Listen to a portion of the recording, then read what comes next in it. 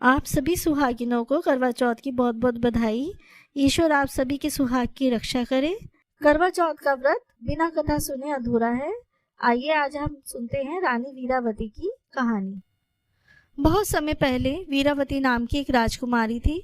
वह अपने 7 भाइयों की केवल बहन थी। उसकी शादी एक राजा से हुई थी।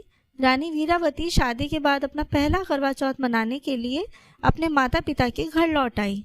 उन्होंने अनुष्ठान का पालन किया और अपने पति के लिए करवा चौथ व्रत रखा। हालांकि वीरावती भूख प्यास की वजह से चंद्रोदय से पहले ही बेहोश हो गई। बहन की ऐसी हालत देखकर सभी भाई परेशान हो गए। भाइयों ने पेड़ के पीछे मशाल का उजाला दिखाकर बहन को होश में लाकर चंद्रोदय की जानकारी दी।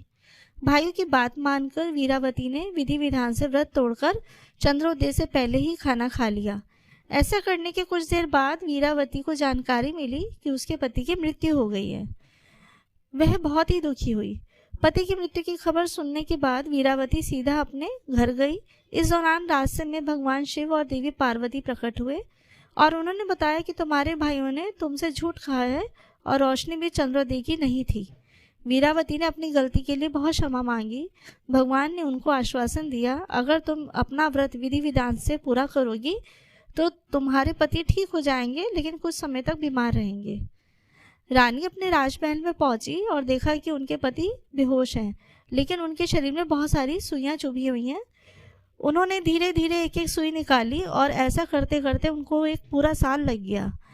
अब उनके शरीर में एक आखिरी सुई लगी हुई थी। लेकिन अगले साल करवा चौथ का व्रत भी पड़ा तो रानी अपना करवा चौथ का व्रत पूरा विधि विधान से करने के लिए व्यस्त हो गई और एक आखिरी सुई उन्होंने एक नौकरानी को कहा कि उनके राजा के शरीर से वो निकाल दी। नौकरानी ने राजा के शरीर से वो आखिरी सुई निकाल दी। इसके बाद राजा को होश आया और राजा ने नौकरानी को ही रानी समझ लिया। रानी बहुत हैरान और परेशान हुई, लेकिन धार्मिक रूप से वह अपने व्रत का पूरा पालन विधि विधान से करती रही। एक दिन जब राजा दूसरे राज्य में जा रहा था तो उन्होंने रानी वीरावती से भी पूछ लिया कि तुम्हें क्या चाहिए, मैं राजकीय यात्रा पर जा रहा हूँ। तो रानी ने इसके जवाब में उनसे एक समान गुड़िया 2 गुड़िया मंगा ली, जिसके लिए राजा सहमत हो गए। तब रानी वीरावती ने एक गीत गुनगुनाया कि रोली की गोली हो गई, गोली की रोली हो गई। इसका मतलब है रानी दासी में बदल गई और दासी रानी में बदल गई है।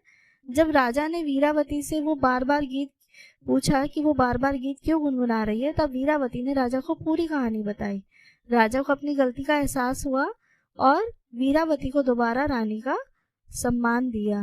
ओम जय करवा मैया।